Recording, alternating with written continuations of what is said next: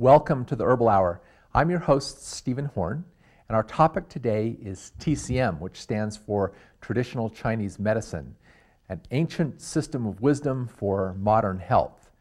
Chinese herbal medicine has fascinated me for a long time and has helped me a lot as an herbalist by giving me concepts and tools that have helped me work with clients, helped me understand how herbs work better, and helped give me a better understanding of how the body works. Had a very rare opportunity in 1986 when I got to visit mainland China, a very ancient and very beautiful land. We were over there to study Chinese herbal medicine. These are some herbs I saw in a display of herbal medicines in a college of herbal medicine over there. Got to visit hospitals, farms, factories, and so forth. And also got a very good flavor for an ancient and interesting culture and people and land. I love the diversity of the culture, and it gave me a good feel for Chinese herbal medicine that's hard to put into words just from understanding this very ancient culture. In Chinese herbal medicine, they use a lot of varieties of materials besides simply herbs. Here in this picture, also in this display, you see the seahorses and the antelope horns and so forth that are also used in Chinese medicine, not just simply the herbs. In this display, you see some animal parts used in Chinese herbal medicine, like the seahorses, the antelope horns, and other parts. The rhinoceros, I think, is one of those. In the next slide, we have a cardiac formula being made in Tibet. This contains nutmegs, peppercorns, and other herbs, and there in the very center is a tiny pile of rabbit hearts. So they use animal parts sort of like we use glandulars in some of our formulas in the States. These herbs are then ground. In this picture, you see a lady putting the herbs into the grinders so that they're put into a powder. The powders then get mixed together, and once they're blended, the powders are dropped into rotating drums. And into this rotating drum, which is turning around, they drizzle a syrup, and as little drops of syrup hit the herb powders, it rolls them into little teeny balls, which are then collected, sorted for size, and put into baskets to dry. And here are some of the medicines in Tibet that were being made that were drying in baskets and getting ready to be put into jars or drawers, in this case, to be dispensed in the Tibetan hospital for traditional medicine. Also got to see a traditional Chinese pharmacy. The picture is not very good, but you see the drawers. These actually contain dried bulk herbs, and the Chinese doctor writes out a prescription saying so many ounces of this herb, so many ounces of that herb, which then these plant parts are weighed, put into pieces of paper, wrapped up, and then taken home where they're boiled into a decoction, and they're drunk as a medicine. So it's a very fascinating culture, a very fascinating way of doing medicine that's a couple of thousands of years old. And the reason why I like traditional Chinese medicine and also Ayurvedic medicine and traditional medicine systems the whole world over is because they teach us some things that we don't learn about health and healing from modern Western science. And to kind of introduce this topic, let me ask you, what is the obvious difference between a live body and a dead one? And the answer is energy or movement. In other words, the live body moves and the dead body doesn't move. The chemicals are still there. The structure is still there. And in the West, we tend to focus on chemistry. We focus on structure, physical structure, but we don't look at energy. And life is energy. So if we have a partial loss of energy, that's what disease is. And if we have a complete loss of life energy, that's what death is. So what we need to focus on healing is not so much on chemistry, not so much on structure, but more on understanding the process of energy that creates life. Now, all traditional systems of medicine are based on energy and the concept of life energy, and in different cultures they just call this life energy different things. In the traditional Western system it was called the vital force, and those who believed in that were called vitalists. The Chinese called this basic life energy Chi. In Ayurveda it's called prana. The Native Americans simply called it spirit. You can call it whatever you want, but the idea is that healing involves learning to work with energy in the body, not just simply learning to work with chemicals. The Chinese have perfected their energy system to a high degree. In this next picture, we have a Chinese acupuncture chart that I took on the wall of a Chinese hospital that shows the lines of energy flow or qi flow through the body called meridians. And of course, a lot of Chinese medicine is based on manipulating this flow of energy or qi through the body. So one of the first concepts in Chinese medicine is a concept called deficient qi or deficient energy. And the symptoms of deficient energy are general weakness and lethargy, having a pale face and tongue, a lack of appetite, being sort of soft-spoken and quiet, and having shallow breathing. And so if a person has a lot of these symptoms, they might be said to be qi deficient or lacking in energy. And there are quite a few remedies that they use in Chinese medicine to increase qi or to up the level of vital energy. One of the big ones, of course, is ginseng. It's a general tonic for the whole body to increase qi. And the formula Trigger Immune is also a general qi tonic. It enhances the energy production throughout the entire body. There are also formulas that enhance the qi of specific organs and systems. The Chinese lung support formula, for example, enhances something called the Wei qi, which is like the defensive energy of the body that protects the body against sickness. A good way to think of that, if you're a Star Trek fan, is that's the energy of raise the shield, Scotty. We're going into condition red. You also have tonics for things like the kidney qi, which is KBC, the digestive qi, which is spleen activator. And there's another concept called the upright or righteous qi. I like the word righteous qi, which is what mood elevator does. This is the qi that flows up the body and lifts the body and gives it a counterforce to the gravity. And when the upright qi is deficient, the body sags and the mood sags. So mood elevator, for example, is for sagging qi, which is feeling heavy, sad, depressed. But it's also for sagging organs like prolapsus of the transverse colon and other things that are causing the body physically to sag. Because in Chinese medicine, the concept of energy, you don't separate what is going on emotionally from what is going on physically, because both are manifestations of the flow of energy or life energy through the body. Now, you also have a concept of stagnant qi. That is, qi can get stuck. Energy can kind of get like into a whirlpool where it's spinning around and it's not moving the way it's supposed to.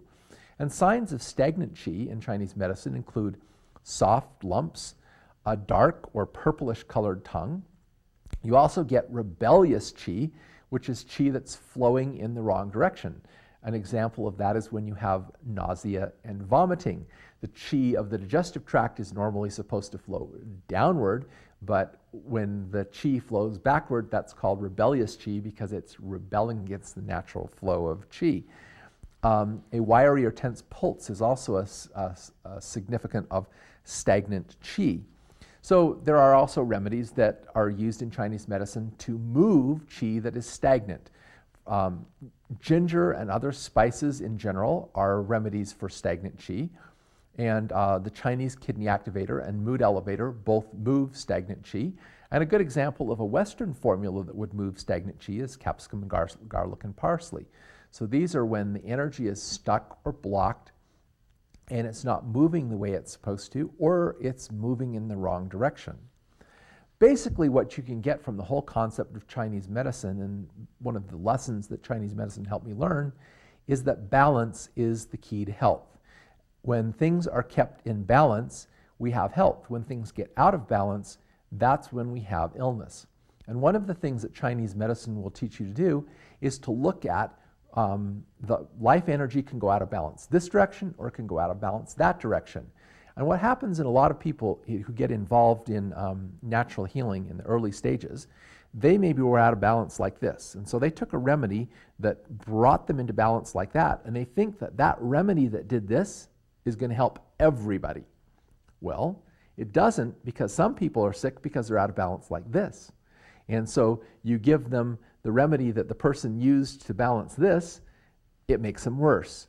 And so it's a way of learning to think about things in terms of looking at opposing forces of energy, seeing how they're out of balance, and understanding how the remedies move to shift that balance to bring about a homeostasis or an equilibrium in the body.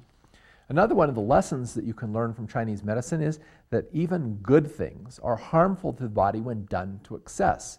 So people get, for example, the idea, oh, antioxidants are a good thing. So they don't just take a moderate amount of antioxidants, they take more. And when they take more, then they drive the body further out of balance in a different direction, because every good thing done to excess becomes a negative thing. Interesting sidelight, I talked to a Native American healer once, and she indicated that one of the reasons why many of the Native American healers were reluctant to share some of their knowledge with white people was because they didn't follow directions. And they tended to think if a little was good, more is better, and they would take too much of the medicines and they would get sick. So here again, balance is the key. Learning to be moderate, learning to understand how this remedy is acting so that you can tell if you're out of balance like this, that you've got this remedy and now it's brought the body back into balance, you don't need it anymore. A lot of people think, okay, I took this remedy, it brought me back into balance, now I need to keep taking it forever and ever and ever, and you don't, because if you keep taking it forever and ever, it starts to drive the body out of balance the other way. It's learning life lessons of moderation and balance, which is, I guess, one of the most important lessons I learned from studying TCM. What helps you with this is understanding some pairs of opposing forces that are energetically at work in the body, and these are called the 8 principles of Chinese medicine. And these are divided into 2 columns, one which has to do with overactivity, the other with kind of underactivity. And so your basic one is yang and yin, which we'll talk about in a minute. Another one is excess versus deficient. Another one is hot versus cold. And the last one is external illness versus internal illness. We're going to talk about each one of these and some remedies that we can use for each of these patterns of imbalance. Now, an underlying basic concept of Chinese medicine is the concept of yin and yang. And this shows the yin and yang symbol, and I've got an arrow going around it because this symbol is rotating. The white represents the yang, the black represents the yin. The little black dot in the yang section indicates that there's always a little bit of yin and yang, and the little white dot indicates there's always a little bit of yang and yin. In other words, these are not mutually exclusive forces. These are actually the front and back of the same coin. I really like Ralph Waldo Emerson's essay on compensation because it explains this philosophy of the Chinese yin and yang or balance very well for Western minds. And in Emerson's essay on compensation, he indicates that we tend to think of polar forces such as hot and cold, damp and dryness, male and female, light and dark, as being separate things, but really they are the front and the back of the same thing. So in other words, they are the 2 halves of the same whole.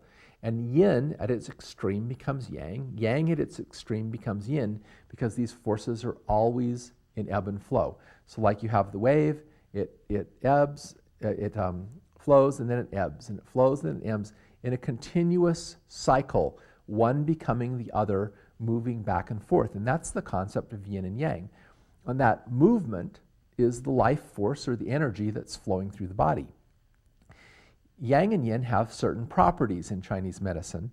Yang is outward, yin is inward. Yang is ascending, in other words, moving up, yin is descending. Yang is hot, yin is cold. Yang is light, yin is heavy. Yang is dry, yin is damp. Yang is aggressive, yin is receptive. Yang is light, yin is dark. In other words, day and night. So this is basically a way of looking at these as realizing that in this world, everything we observe has an opposing force. If there is a force on one hand, there is a counterbalancing force on the other hand. And those 2 forces kept in balance is what sustains life and what sustains creation. So we could have a deficiency, for example, of the yang energy in the body. And if we did have a deficiency of the yang energy in the body, then here are some of the symptoms that we would have. They're similar to the symptoms of the Qi deficiency we talked earlier, except that we also would have cold limbs and an aversion to cold, meaning the person would dislike cold.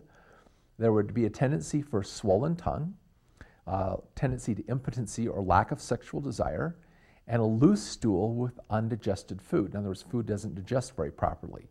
So yang deficiency would involve Qi deficiency plus symptoms of cold, poor digestion, and swelling. You also have a thing of deficiencies of blood. And blood deficiency is really important because in Chinese medicine, you have Qi and Yang are associated, and blood and Yin are associated. So while Qi is the life energy, blood is the physical energy or the Yin energy of the body. And if blood is deficient, you have a tendency to thin, emaciated limbs, tremors in the body, dry, lackluster complexion, impaired vision, spots in the vision, and thin pulse. And there are remedies that will build the blood, and these include herbs like burdock and beet from Western herbalism. The Chinese blood build formula is designed to build blood, and the IX formula builds the blood. So when you see these symptoms of blood deficiency, those are some good formulas to use. Now, yin deficiency, and the reason why we had to talk about blood deficiency first is because yin deficiency is blood deficiency and then some. So the symptoms of deficient yin are the same as blood deficiency plus warm sensations in the palms of the hands and the feet, a tendency to night sweats and insomnia, thirst, and feeling kind of agitated and kind of on edge. So basically, yang deficiency is an exaggerated qi deficiency, and yin deficiency is an exaggerated blood deficiency. With that understanding, I've got a chart here that shows remedies that increase yang and remedies that build yin. So Korean ginseng is a yang tonic. American ginseng is a yin tonic. So American ginseng tonifies the yin, Korean ginseng tonifies the yang. Capsicum and licorice would be another example. Capsicum is a yang remedy, licorice is a yin remedy. Ginger and marshmallow. The kidney activator, trigger immune, capsicum, garlic, parsley would all be yang increasing remedies, whereas yin remedies would be HYC, HSC, and intestinal, soothe, and build. And I put in some Western formulas here to show you that these concepts are not limited to Chinese herbal formulas. In other words, it's understanding the concept that there are opposing forces, and when you understand that and understand that remedies have actions to balance the energy, it helps you select the remedy, because then you look at the person and you say, okay, are they having too much yang or not enough yang, too much yin, not enough yin? Therefore, I'm going to select the remedies to build the body. Without this information, what I see people do is I see people kind of like throwing remedies at conditions without really thinking about what the action of the remedy is. And what will happen is a lot of times when I'm looking at people's herbal programs, I'll see they're taking like formulas or remedies that have opposing energies. In other words, they're directly counteracting one another. They're taking stuff that would like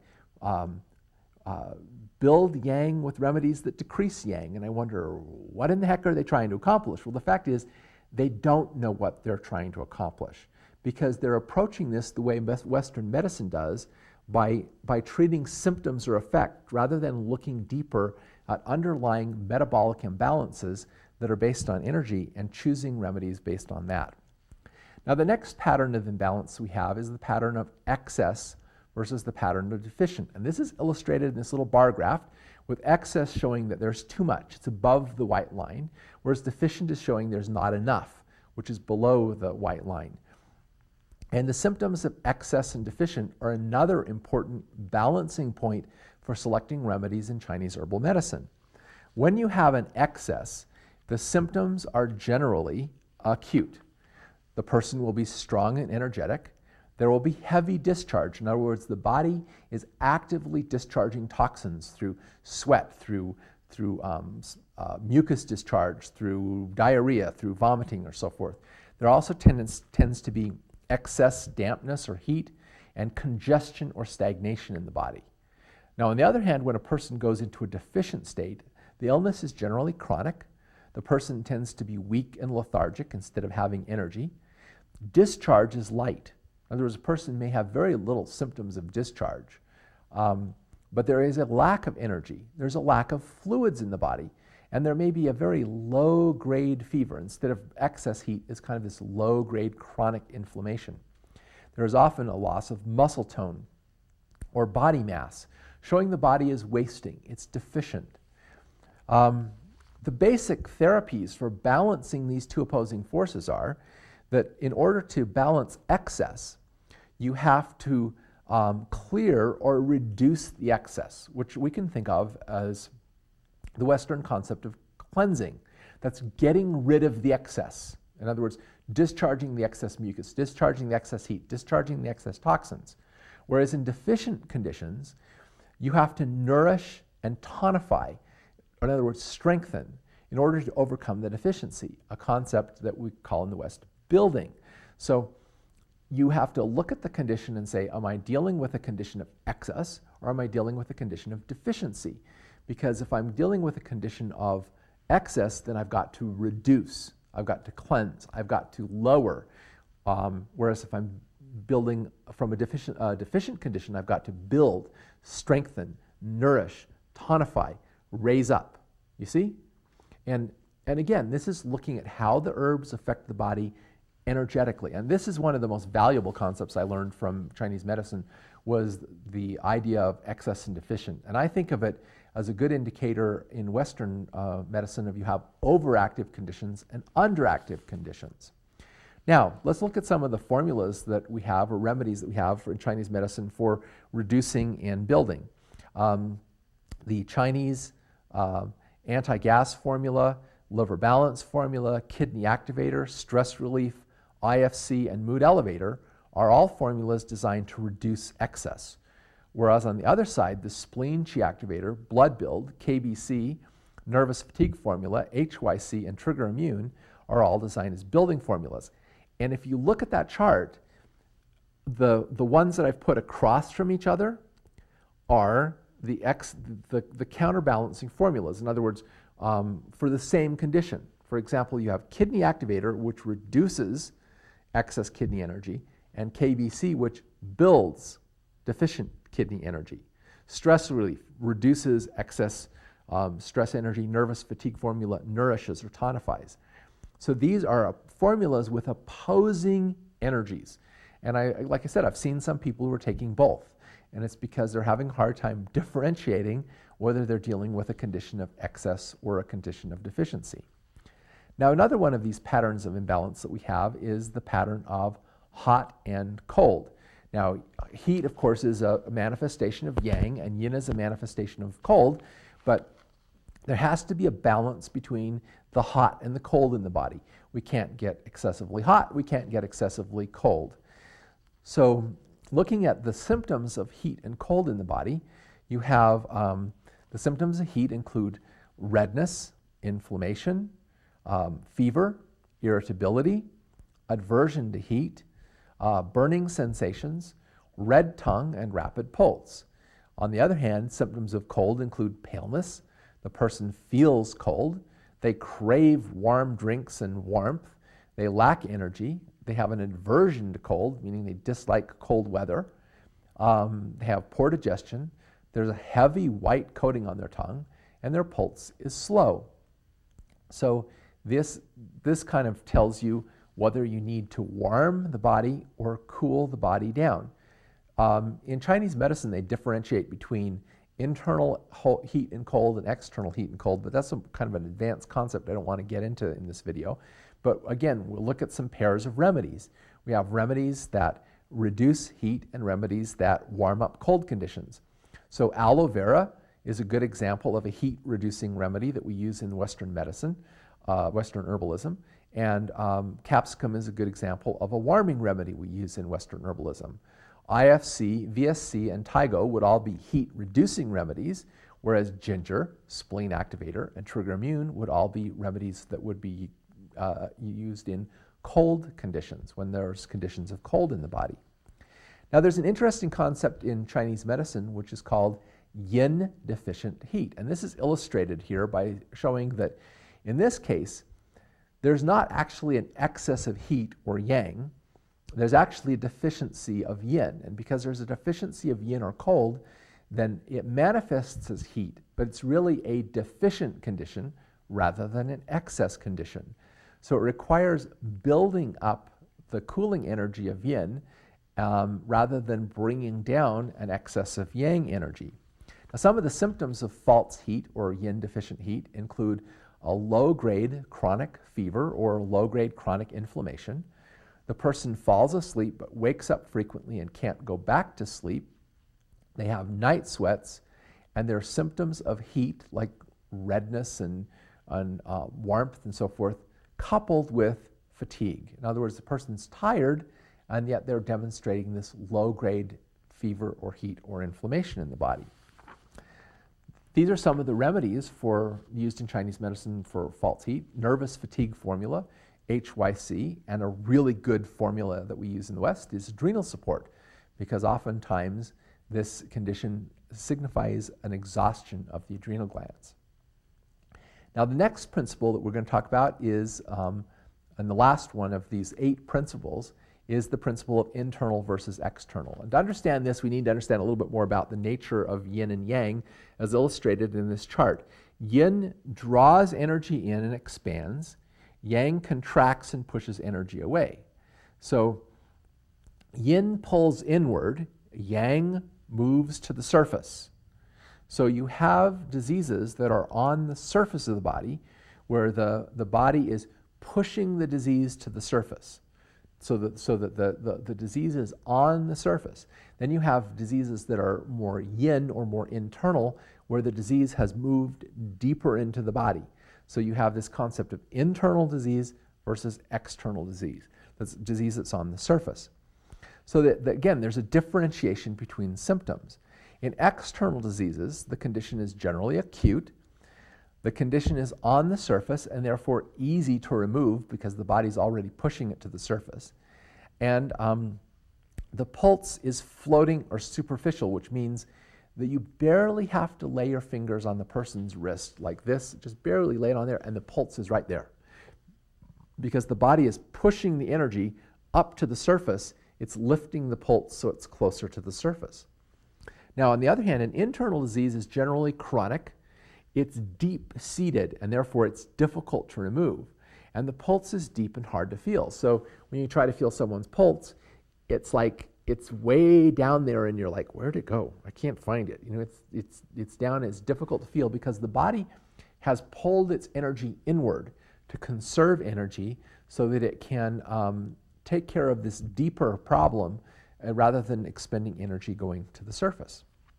So some of the remedies that we have that are surface acting or external acting remedies include IFC, VSC, and ALJ. ALJ is a great example of a surface relieving remedy, whereas internal deep acting remedies would include KBC, trigger immune, and lung support, which is again a deep acting remedy that resolves very deep-seated conditions.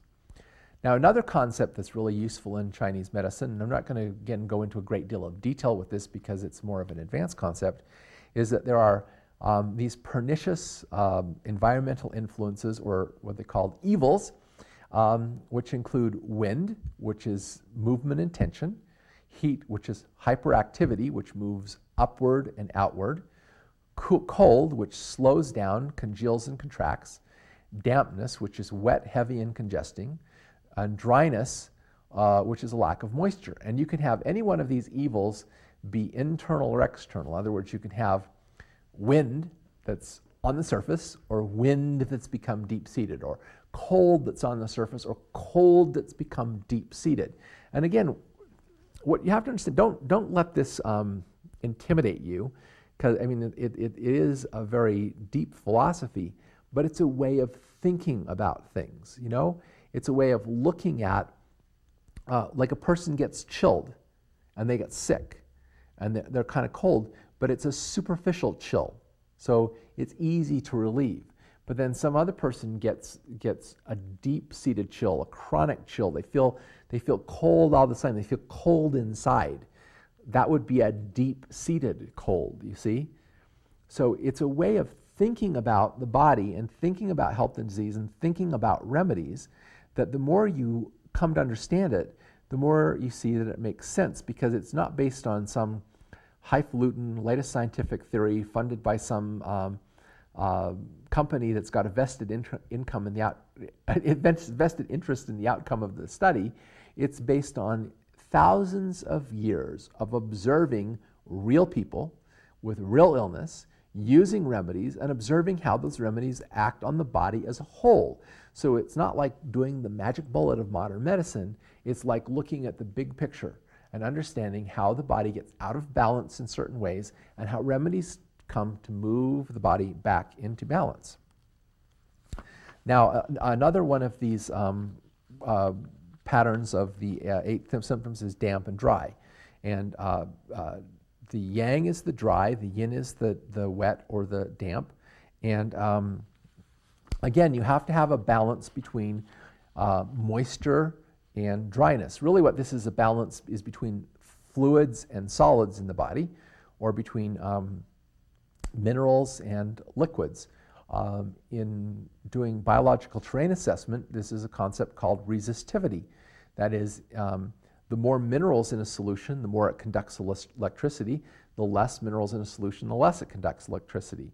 So the body has to have a certain resistivity. It has to have a certain amount of minerals in the fluid to have the right conductivity, but it can't have too much mineral and too little fluid, or too much fluid and too little mineral. Those two forces have to be kept in balance. So dampness would generally be an excess of yin, or an excess of moisture, and a deficiency of the minerals or the dry part.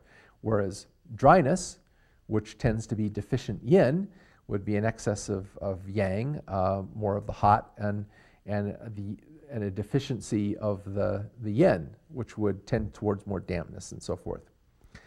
Again, we can look at remedies that work on either one of these conditions.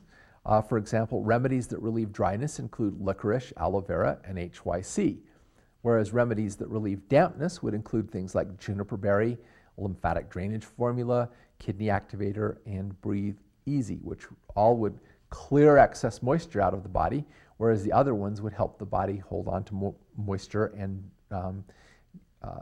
get rid of dry tissue and so forth. Now we're going to spend the rest of this video talking about the Chinese 5 elements, which relate to different organ systems. And these 5 elements are wood, fire, earth, metal, and water. And they form a cycle. And so here we have the water drop showing the water, which goes to the wood, which is the tree, the fire, then the earth, and then the metal element. And there are 2 cycles depicted on this diagram. There's a creation cycle and a destruction or control cycle.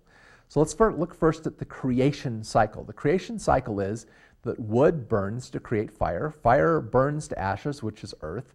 Earth gives rise to metal. Metal causes water to condense, and water nourishes wood. So in other words, the wood feeds the fire feeds the earth feeds the metal feeds the water feeds the wood. So that's on this outward circle. You see the circle, the arrows pointing to the next element over. That's called the creation cycle.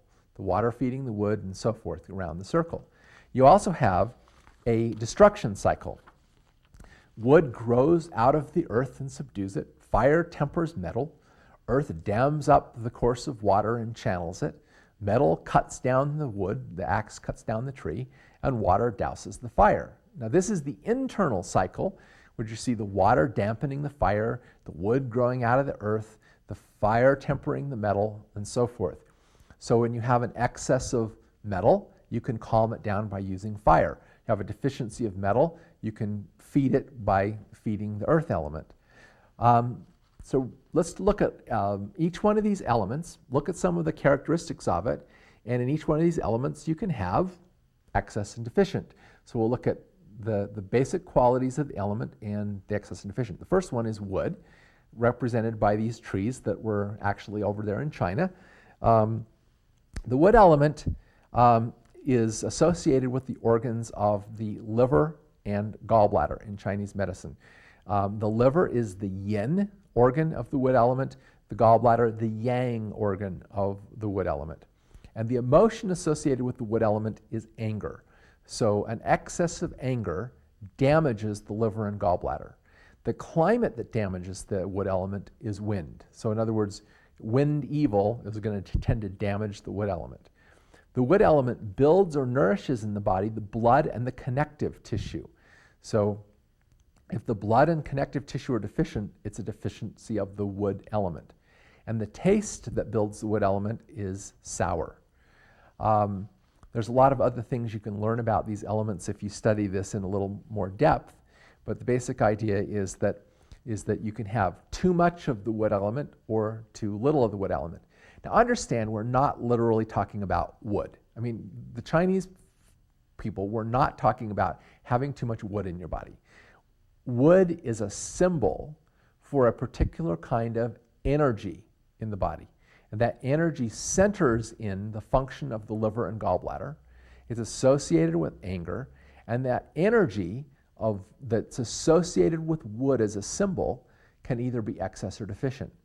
Now, if that wood energy is excessive, then you're going to get symptoms like the following. You're going to have nausea, vomiting, or flu-like symptoms, alternating diarrhea and constipation, anger, defensiveness, headaches, dizziness, a discomfort under the right side of your rib cage, fatigue in the mornings, feeling groggy in the mornings, a bitter taste in your mouth, and stiff and achy muscles. Those are all symptoms that this wood energy in your body is excess, which means we need to reduce that wood energy, which is done, of course, by building the thing that counterbalances, which is the metal energy. Now, you can also have deficient wood. So symptoms of deficient wood would include hypoglycemia or afternoon fatigue, PMS symptoms or moodiness, feeling depressed and discouraged. That's the opposite of being angry and irritable. Hypochondriac feelings, feeling like I'm a hypochondriac and I'm going to get everything that comes around. Frequent skin infections, difficulty getting to sleep, and then difficulty waking up in the morning. Frequent skin problems and frequent fatigue. So here are some of the remedies that work on this. Remedies that reduce wood include red clover, Oregon grape, and dandelion. Now, those are Western herbs, but it's important to understand those reduce the wood energy. They clear this excess liver gallbladder energy, which is really an irritation to the liver and gallbladder, and get rid of it. Liver balance is the Chinese herbal formula that does that. Now, if you want to increase wood, the best way to do that is to eat green vegetables like chard and mustard greens and turnip greens and that sort of thing, spinach, or the Chinese blood build is a good remedy for increasing the energy of the wood. It's called the blood build because remember, the wood element builds the blood. So if the blood is deficient, it's the wood energy that's deficient. So by building the wood energy, you're going to cause the blood to be built up. Now the next element in this cycle is the fire element. And to represent the fire element, I chose these red columns and this little dragon from the Forbidden City in China because it has that kind of like fiery energy about it. Now fire in Chinese medicine, of course remember, we're not talking about fire again, we're talking about the qualities of fire as an energy. And so fire as an energy affects the heart and the small intestines and the glands and nervous system of the body. In Chinese medicine, they call this the triple warmer and so forth. The heart is the yin organ, the small intestines are the yang organ. The emotion of the heart is joy and excitement. So an excess of excitement will cause damage to the heart. In other words, a person who's always excitable and so forth. The evil that damages the fire element is excessive heat. Now, the fire element also builds the arteries and the blood vessels in the body, and the taste that affects the fire element is the bitter. In other words, bitter nourishes the fire in the body. So again, like anything else, you can have too much fire. You can be too excitable, too fiery. And you can also be like burned out, losing the fire, losing the drive. So the symptoms of excess fire include being kind of nervous and high-strung and excitable. There's a tendency to anxiety and muscle tension, a tendency to be dizzy and lightheaded, to toss and turn a lot and have kind of restless sleep, too much stress in one's life. People who talk too fast and have difficulty slowing down would be people who have an excess of fire, and also who tend to be highly emotional. Being highly emotional is another symptom of excess fire. Now, if you burn out, your fire goes out, your fire becomes deficient, then you get a different set of symptoms. And these include cold hands and feet, loss of sex drive. I mean, after all, passion is fiery and frigidity is cold, right? Muddled thinking and confusion. Waking up frequently with restless dreams. This isn't tossing and turning. This is like waking up frequently, needing to go to the bathroom, having disturbing dreams, being kind of forgetful and absent-minded. What was I talking about again? Oh, yeah. Feeling overwhelmed and burned out. See, notice we use this term in the West, burned out. My fire's gone out. And night sweats are an example of deficient fire too. So if you look at these and you see, okay, I've got an excess fire or deficient fire, there are remedies that can decrease excess fire or increase deficient fire. And they include hawthorn and chamomile are examples of Western herbs that would be heat reducing or fire reducing. The stress relief, Stress J and Nutricalm are all fire reducing. They all work on those symptoms, anxiety and tension and so forth. Whereas fire increasing includes remedies like Schisandra berries, nervous fatigue formula, and adrenal support. And again, I'm including not just some Chinese formulas in here, but Western formulas to show Chinese herbalism isn't about Chinese remedies.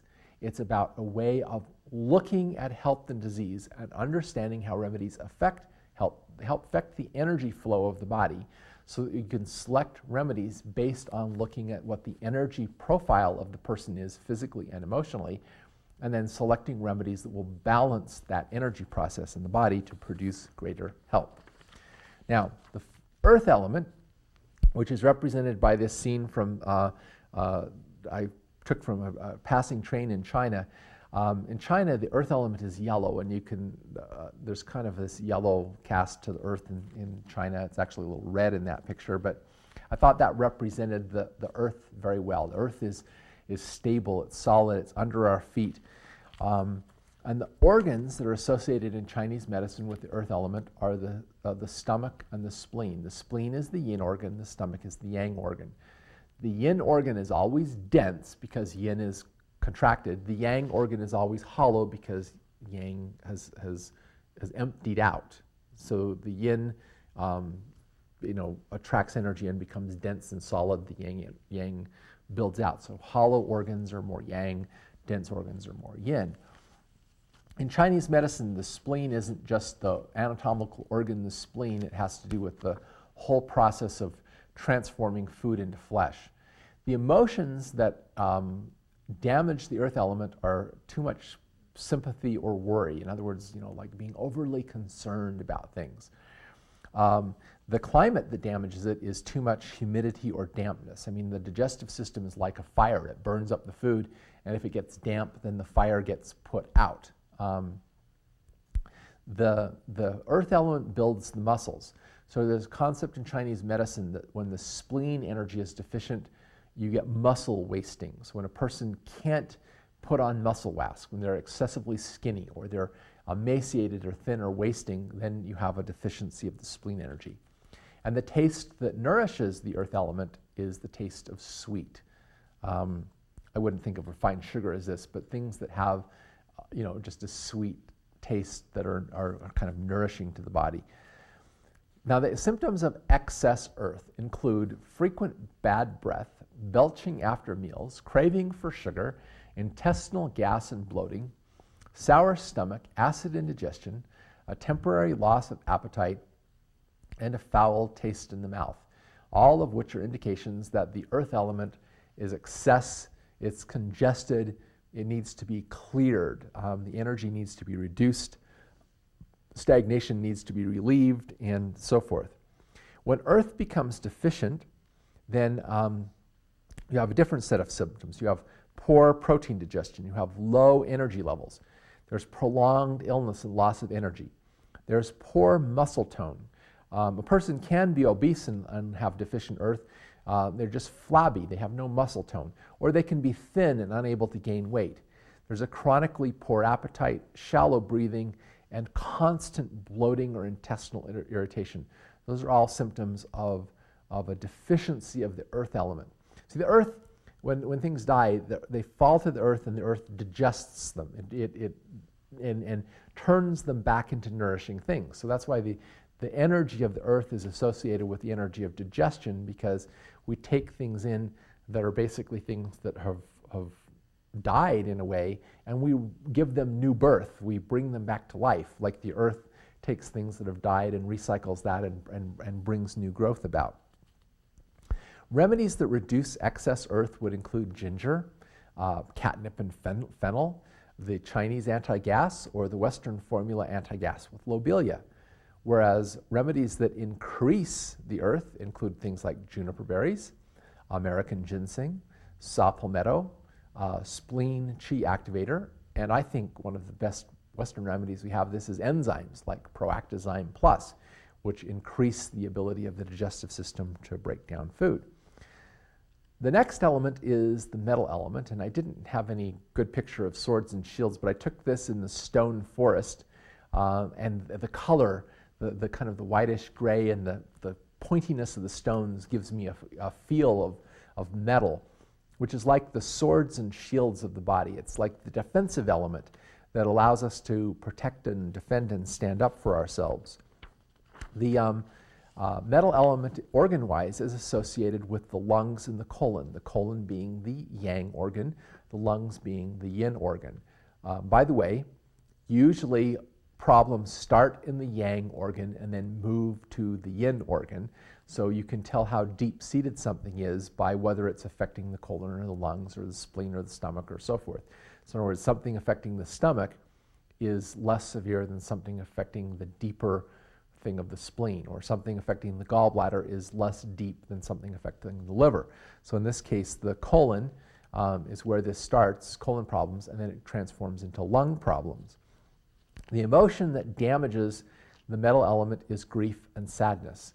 It damages the ability we have to stand up for ourselves. It takes away our mettle when we have excess grief. The climate that damages this is dryness. You know, dryness is very damaging to both the colon and the lungs, because when the mucous membranes that line our digestive tract or our lungs dry out, they you get excess heat. That moisture helps protect the lungs and the colon against damage. You get constipated with dryness in the colon. You get a lack of mucus production to clear particulate matter out of the lungs with dryness. The lungs, interestingly enough, are supposed to build the skin and the hair in Chinese medicine, and the taste that nourishes the metal element is the pungent taste that's spicy, like capsicum, ginger, and so forth. Now, when you have excess metal, you have an excess defensiveness. This is acute respiratory congestion, asthma, coughing, sneezing, sinus congestion, sinus headaches, swollen lymph glands, difficulty breathing, shortness of breath, allergies, hay fever. In other words, excess mucus production, congestion of the respiratory system, and so forth. The lungs are also the home of the Wei Qi. Remember we talked about the Wei Qi is the defensive Qi, which is basically the metal Qi that protects the body, like the swords and the shields. So these are all signs that there's a threat taking place to the metal element, to our protective Qi.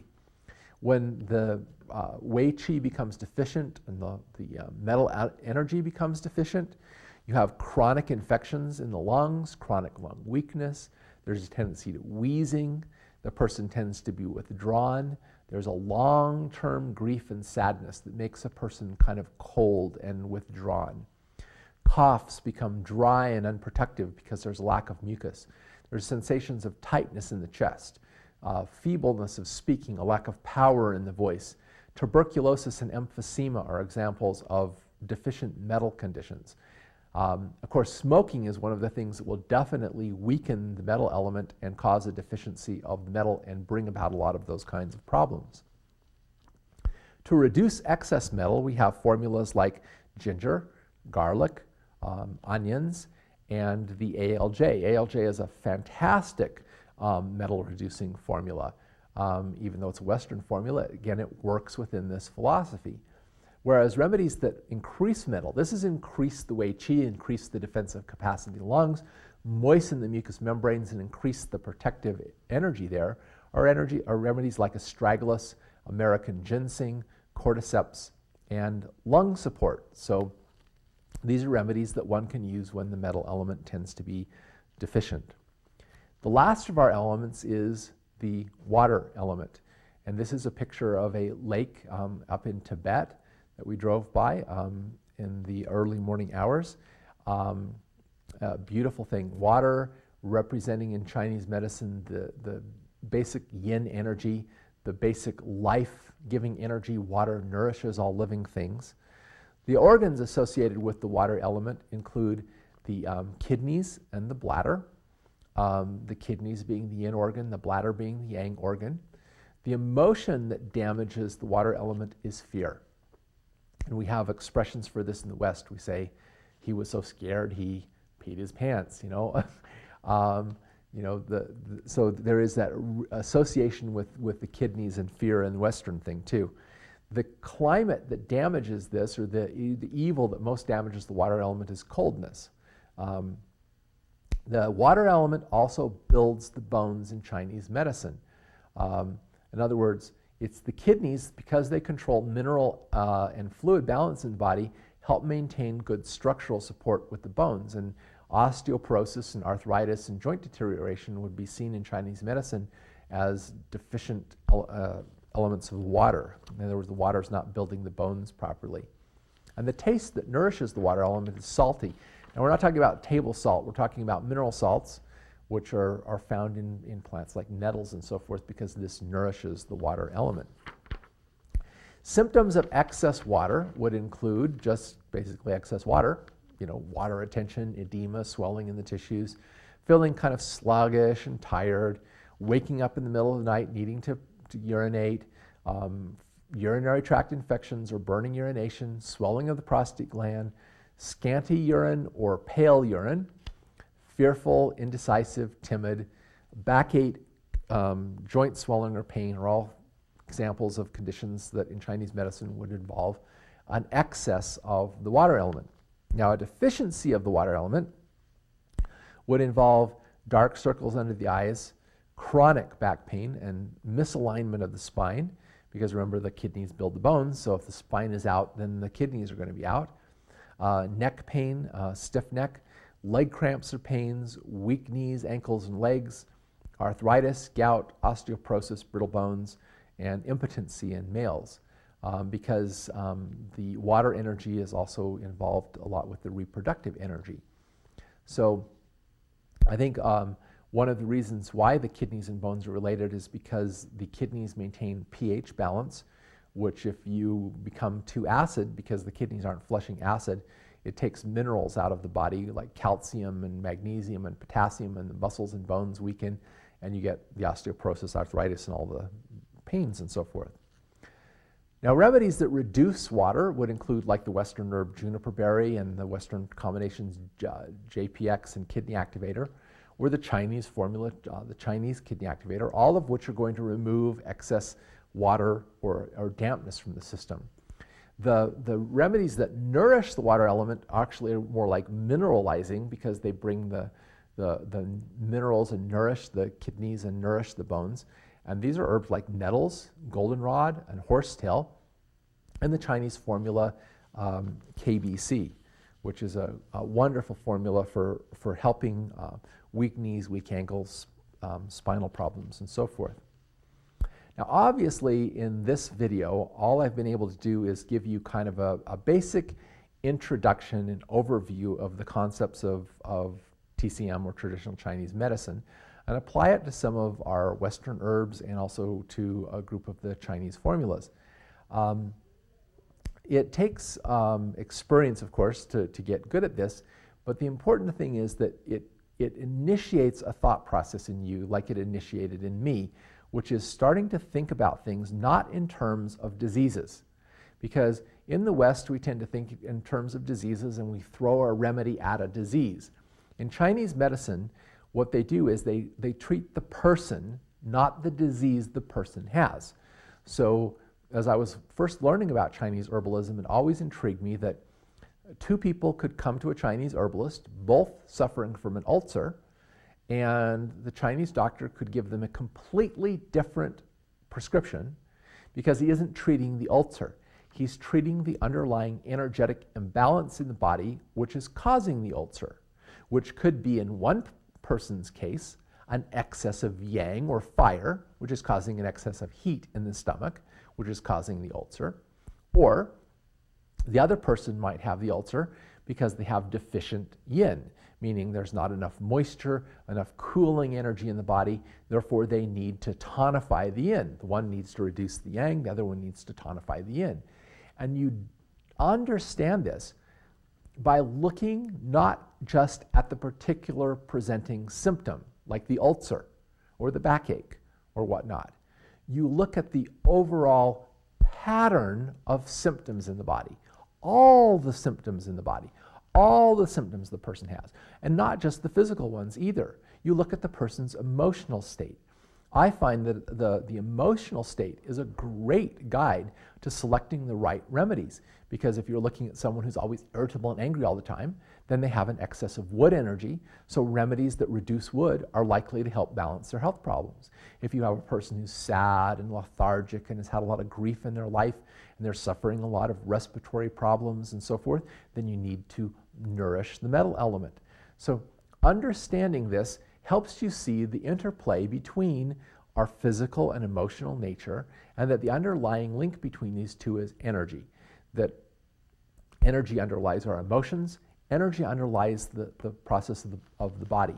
And it's about seeing these different opposing forces in the body: hot, cold, damp, dry, excess, deficient, blood, chi, and seeing whether this one's excess or that one's deficient, and then giving remedies according to how they nourish or certain processes or reduce certain processes to bring the energy level of the body back into balance. Now, I didn't grasp this all at once. It took me a little while of thinking and observing and gradually becoming familiar with this. But the longer I've worked with it, the easier it is for me to understand and the more accurate I get with it. And actually, even though at first it may seem a little confusing, in the long run it's a heck of a lot easier than learning about hundreds of different diseases and trying to figure out therapeutic protocols for them, because you're not looking at the disease, you're looking at the person who has the disease and trying to find ways of balancing their energy so that their body is energetically brought back into balance. So what I typically do in using this is I look at the overall picture and I form my best guess about what is energetically out of balance, and I pick what I think is the best Chinese formula for that particular energy imbalance, and I put them on that formula and watch how they react to it. And how they react to it helps determine whether I was right or wrong, or whether I need to adjust the program. Because if, for example, I look at someone and I think, okay, they've got an excess of heat, and I give them a heat reducing formula, which is reducing the yang energy, and they get worse, then I may have misassessed that, and instead of reducing the yang or reducing the heat, I need to build the cool or the yin. You see? So it becomes a way of thinking. I have a picture here of a ginseng root I took in the thing, and ginseng kind of represents symbolic the ancient tradition of Chinese herbal medicine. It's called man root, and because it looks like it has legs. And ginseng is a tonic. And this is a good example of how understanding this philosophy helps, because in the West, people tend to think of ginseng as something that athletes take, that people who are like already robust and strong. But in Chinese medicine, the person who's most likely to be given ginseng isn't some robust Western male athlete that's already got a lot of heat in his body. It's going to be some soft-spoken, feeble little lady who's just like quiet and kind of a little pale and whatever, because the Korean ginseng or the Chinese ginseng builds heat. So it's just learning to think in a little different way. And all it takes is some practice and experience. But I hope that you will, as you ponder and work with the concepts in these videos, find that these ancient secrets of Chinese herbal medicine are still very valuable for helping us in our modern health problems by teaching us the all-important lesson of balance and learning to work on the person, not on the disease. Thank you for watching. Here's to your good health and the good health of your friends and family.